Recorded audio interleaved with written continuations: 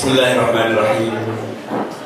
Assalamualaikum warahmatullahi wabarakatuh.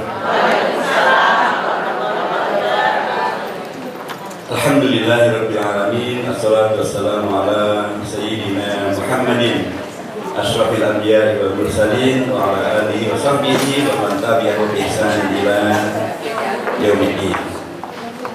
Amma ba'd, qala Allah azza wa jalla fi kitabil aziz, a'udzu billahi minasy syaithanir rajim. Wal mu'minuna wal mu'minat ba'duhum awliya'u ba'd ya'muruna bil ma'ruf yuqimuna as-salata wa ya'muruna bil ma'ruf wa yanhauna 'anil munkar wa yuqimuna as-salata wa yutuna az-zakata wa yuti'una Allah wa rasulahu wa asa ulaika yakunu minal muttaqin. Kama qala ayran fi kitabil aziz, a'udzu billahi minasy syaithanir rajim, wa 'asr innal insana lafi khusr illa alladziina aamanu wa 'amilus shalihaati wa tawassaw bil haqqi wa tawassaw bis sabr. Sadaqallahul 'azim wa sadaqal rasulul karim wa ala dzalika minal mu'minina wal munafiqina billahi rabbil alamin. Yang kita hormati, kita banggakan dan selalu kita doakan ustaz kita, ketua umum kita, beliau Profesor Dr. Haji Tuti Alawiyah. Semoga Allah selalu memberikan keberkahan kepada seluruh amal beliau, kepada seluruh ilmu beliau, kepada seluruh apa yang beliau kerjakan dan perjuangkan. Dan semoga kita semuanya mendapatkan dalam tanda kutip cipratan daripada keberkahan dari seluruh amal sekali. Amin ya rabbal alamin. Yang saya hormati Ibu Rutin Abdullah yang sedang mendapatkan sebuah kesempatan untuk beramal soleh sebanyak-banyaknya, karena dalam pesantren itu ada kaidah al-ajru ala qadri al-masyaqqah. Semakin berat tantangannya, pahalanya juga semakin banyak. Tentu kaidah juga sebenarnya sih kalau boleh kita juga nggak ingin cari masalah, karena kaidahnya juga adalah la tataman waliku alakum kaidah lagi tumuhum fasbutu. Kita nggak perlu cari masalah, tapi kalau ada masalah ya kita selesaikan masalah itu. Peserta semuanya bikinan dari BKNT, baik di tingkat nasional, di tingkat provinsi-provinsi di seluruh Indonesia. Hadirin yang saya hormati, yang saya mohon tidak bisa memberikan namanya satu persatu, semuanya sebatas hormat. Kalau disebutkan satu persatu sampai pagi nggak selesai.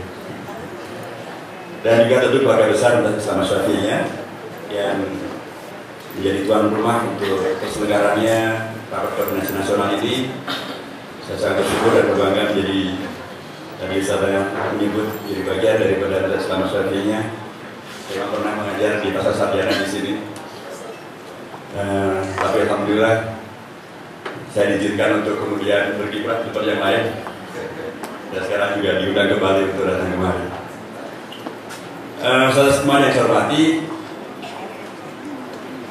tentu kita sangat bersyukur pada Allah SWT, karena alhamdulillah di Indonesia ini masih selalu ada dan selalu bisa berkembang beragam hal yang khas Indonesia, termasuk dalam konteks keislamannya. Salah satu di antaranya adalah hadirnya Majelis Taklim. Majelis Taklim, apalagi Majelis Taklim kaum ibu. Ini kalau kita tanya di Saudi ada atau tidak? Tidak ada. Maaf. Di Mesir walahaga gitu. Di Mesir pun juga tidak ada Majelis Taklim kaum ibu. Di Malaysia tak ada. Adanya ya ini di Indonesia. Dan bukan hanya Majelis Taklim. Majelis Taklim ini dikoordinasikan pada tingkat nasional, badan kontak Majelis Taklim se-Indonesia. Majelis Taklim ada, itu ada suatu kehebatan. Bahkan kemudian yang ada ini menghadirkan sebuah koordinasi di tingkat nasional yang solid luar biasa di bawah kepemimpinan Saudara Profesor Dr. Haji Tuti Alawiyah. Ini khas Indonesia, tapi khas yang baik. Kalau ini bagian daripada sunnah hasanah, mudah-mudahan saudara dan saudara semuanya mendapatkan apa yang dahulu Rasul pernah sampaikan, man sanna fil islami sunnatan hasanah falahu ajruha wa ajru man amila biha la yanqusu dzalika min ujurihim syai'an ila yaumil qiyamah. Nah, dalam syukur kita, sekaligus karenanya pastilah saudara semuanya kita juga menyadari bahwa di balik beragam hal yang baik ini juga sesungguhnya peta Indonesia kita ke depan menantang kita untuk harus berada pada posisi yang sebagaimana dahulu Rasulullah pernah sunnahkan. Ketika dakwah itu memang mampu menghadirkan solusi terhadap masalah yang ada. Dakwah itu memberikan alternatif yang lebih baik dari seluruh kondisi yang waktu itu dihadirkan menantang dakwah. Sehingga kemudian orang tahu bahwa ya Islam itu memang unggul. Ya Islam itu memang lebih baik. Ya Islam itu memang lebih berperadaban. Dan karenanya layak untuk kemudian silahkan Islam, dakwah Islam untuk kemudian memberikan warna yang lebih jelas terhadap Indonesia kita ke depan. Saya ingin cerita tentang Sultan Salahuddin Ayyubi yang dengan menghadirkan peringatan Maulid Nabi besar Muhammad SAW. Beliau bukan hanya bisa menghadirkan kemenangan militer, membebaskan Masjid Al-Aqsa dan Palestina dari penjajahan kaum salib, tapi yang lebih spektakuler adalah cerita tentang bagaimana kemudian pasukan dari Richard Lionheart kembali ke Eropa. Dan dari situ kemudian hadirlah sebuah rezim atau sebuah era yang baru bagi Eropa. Eropa dulu disebut sebagai Dark Age, masa gelap gulitanya sejarah Eropa, menjadi masa Renaissance, menghadirkan revolusi industri, dan kemudian terjadilah Eropa yang bangkit. Bagaimana itu? Ketika dari perang tanding antara Salahuddin Ayyubi, panglima pasukan Islam, melawan Richard Lionheart. Pada waktu itu yang namanya pertempuran itu bukan seperti sekarang hanya pencet tombol, tembak dari jarak jauh, sniper, semuanya adalah head to head, satu lawan satu. Sultan Salahuddin Ayyubi berlawan dengan pimpinan kaum pasukan salib yaitu Richard Lionheart. Dalam peperangan itu kemudian terjatuhlah Richard Lionheart, jatuh dari kudanya, bergores luka, terkena luka, pedangnya pun terlempar, dan kemudian tinggal ditebaskan dan dia habis. Dan dia yakin bahwa dia akan habis karena memang namanya saja Lionheart. Dia adalah seorang yang selalu amat sangat bengis dan musuhnya selalu dihabisi. Tapi dia kaget karena kemudian Sultan Salahuddin Ayyubi turun dari kudanya tidak untuk menghabisi dia, membimbingnya bangkit dan mengatakan, Anda terluka, silahkan kembali ke tendaan. Dan Salahuddin Ayyubi kembali. Richard Lionheart pulang ke tendanya dan dia mencoba untuk mengobati dirinya. Sore hari dia kaget lagi karena kemudian Sultan Salahuddin Ayyubi datang lagi, dan kali ini datang membawa beberapa orang yang lainnya. Dan dia yakin bahwa sebagaimana yang dia selalu lakukan selama ini, dia tidak pernah beri kesempatan pada musuh untuk bangkit, dia habisi. Dan karena tidak mungkin Salahuddin Ayyubi memberikan peluang kedua, dia berpikir jangan-jangan Salahuddin Ayyubi sudah berubah pikiran nih. Mungkin sekarang saya akan dihabisi di tenda saya. Dalam suudzon yang semacam itu dia kaget ketika ternyata Salahuddin Ayyubi datang dan mengatakan, ya saya datang lagi dekat Lionheart, tapi saya tidak bawa pasukan perang, saya bawa dokter-dokter. Dokter-dokter ini akan mengobati Anda, akan menjahit luka Anda. Dan pada waktu itu ilmu kedokteran Islam masih jauh lebih unggul daripada ilmu kedokteran di Barat. Sistem suntik belum dikenal di Barat, Islam sudah mengenalnya. Sistem menjahit luka belum dikenal di Barat, Islam sudah mengenalnya. Dan itu yang dilakukan. Salahuddin Ayyubi mengatakan bahwa Anda saya obati, dan kemudian kalau setelah ini Anda sembuh dan Anda ingin perang lagi, saya siap untuk melanjutkan perang. Subhanallah.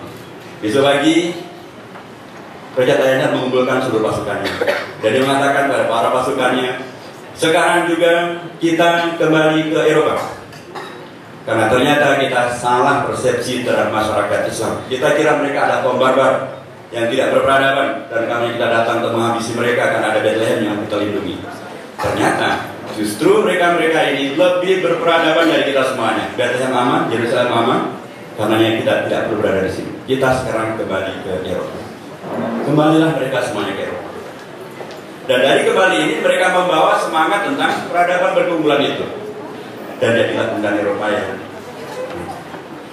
Saudara sekalian, inilah sebuah realita bagaimana kemudian Sultan Salahuddin Ayyubi melalui posisi yang dimiliki, melalui kesempatan yang dimiliki, kemudian menjawab tantangan zaman dan kemudian menghadirkan sebuah tradisi yang sampai hari ini selalu kita peringati, yaitu memperingati Maulid Nabi besar Muhammad Sallallahu Alaihi Wasallam. Dan bagaimana tantangan kita ke depan?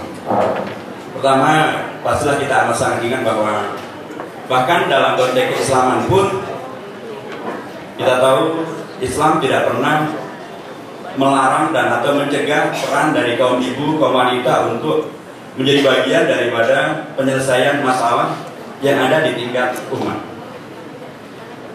Kita tahu bagaimana Ummu Salamah radhiyallahu anha keluar dari tendanya dan menyampaikan kepada Rasulullah, ya Rasulullah, sudahlah, tidak perlu terlalu gundah dengan kondisi yang ada. Pada waktu itu peristiwanya peristiwa Umrah Al-Qadha, ketika para sahabat, ketika Rasulullah tidak bisa menuju ke Mekah karena dilarang oleh orang musyrikin Quraisy dan Rasulullah ingin kembali ke Madinah, tapi para sahabat mengatakan tidak, kami sudah terlalu rindu, kami ingin masuk ke Mekah, masa kami kalah sama orang musyrikin Quraisy?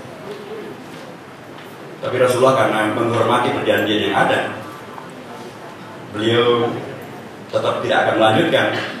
Tapi para sahabat ini tetap melanjutkan. Kondisinya amat sangat genting dan bahkan hampir-hampir terjadi sesuatu yang akan bisa menghadirkan musibah. Dan hadirlah seorang Ummu Salamah, seorang ibu, seorang wanita yang oleh Rasulullah tidak dilarang untuk berperan dan bahkan dibiarkan untuk berperan, dan ternyata perannya luar biasa, menyelesaikan masalah dan menghindarkan umat dari kemungkinan terjadi musibah. Dia tampil ke depan dan dia mengatakan, wahai Rasulullah, sudahlah, sekarang Baginda panggil saja tukang cukurnya. Kemudian di depan para sahabat itu semuanya Baginda bertahalul, pasti selesai masalah. Dan beliau melaksanakan, mengikuti, mengiyakan apa yang disampaikan istrinya oleh seorang ibu, seorang wanita ini. Dipanggil tukang cukurnya dan kemudian bertahalul. Dan begitu para sahabat semuanya melihat Rasul bertahalul, semuanya bertahalul. Dan selamatlah umat dari musibah. Peran dari seorang ibu, seorang wanita, seorang pemimpin menyelamatkan umat dari kemungkinan terjadinya masalah karena diberani untuk maju ke depan, memberikan masukan yang luar biasa, sangat cerdas, bernas, dan efektif. Aisyah radhiyallahu anha, bahkan ketika Rasul sudah wafat sekalipun, bukan berarti beliau kemudian tidak berani berperan atau kemudian takut untuk berperan. Kita lihat bagaimana dalam peristiwa Siffin yang sebelumnya menghadirkan peristiwa Harbul Jamal. Dalam konteks ini, Aisyah radhiyallahu anha sangat tidak nyaman akan terjadinya konflik yang terjadi antara dua sahabat besar dan para pengikutnya, antara Ali dan Muawiyah, dua Ali majma'in. Beliau dari Madinah datang ke tempat yang sangat jauh di Kufah. Bisa kita lihat secara geografis tempat itu pasti amat sangat jauh. Tapi Aisyah datang ke sana. Pada waktu itu pasti belum ada, jangankan pesawat, sepeda motor, sepeda juga belum ada. Kecuali di Jeddah ada sepedanya Nabi Adam. Yang pasti hanya untuk kepentingan tulisan saja. Aisyah datang ke tempat yang sangat jauh untuk berperan menyelesaikan masalah yang amat sangat genting. Dan sesungguhnya beliau sukses. Nah, dalam kitab sejarah kita akan dapatkan sempat terjadi kesepakatan antara Muawiyah dan Ali bin Abi Thalib. Tetapi inilah konspirasi yang amat sangat luar biasa dilakukan oleh Abdullah bin Sabah dan kondo-kondonya. Ini yang pernah menghadirkan konflik itu menjadi konflik. Tapi kata yang ingin saya katakan adalah Aisyah radhiyallahu anha adalah figur yang memberikan kepada kita inspirasi bahwa bahkan sudah Rasulullah wafat pun Ummahatul Mukminin tidak pernah berhenti berperang. Dan peran itu begitu luar biasa menghadirkan solusi bagi umat lepas dari bagaimana kemudian akhir daripada kondisi. Inilah saya kira yang penting untuk selalu menjadi pegangan kita, sehingga dengan demikian maka kita semuanya, para ustadz, kemudian selalu tidak pernah menjadi ragu dan gampang untuk terus berperan. Karena memang hakikatnya sejak dari dulunya, sejak dari sononya, peran ini memang sesungguhnya selalu dibuka. Dalam konteks kita dan yang akan datang, saudara sekalian, kita akan mendapatkan beragam hal yang secara global. Sebelum kita bicara yang lokal dulu, kondisi global negara-negara maupun juga masyarakat memang semakin dijauhkan atau menjauhkan dari kondisi religiusitas yang concern dan yang istiqomah. Nilai-nilai yang dikaitkan dengan sekulerisme yang kemudian menjadi seolah-olah beragama itu urusan pribadi dan kalau bernegara itu adalah bukan urusan agama. Ini yang semakin luar biasa menguasai jagat pemikiran dan jagat perilaku dan jagat kebijakan yang diambil. Sehingga istilahnya, mohon maaf, ada kejadian seseorang yang kemudian seorang jaksa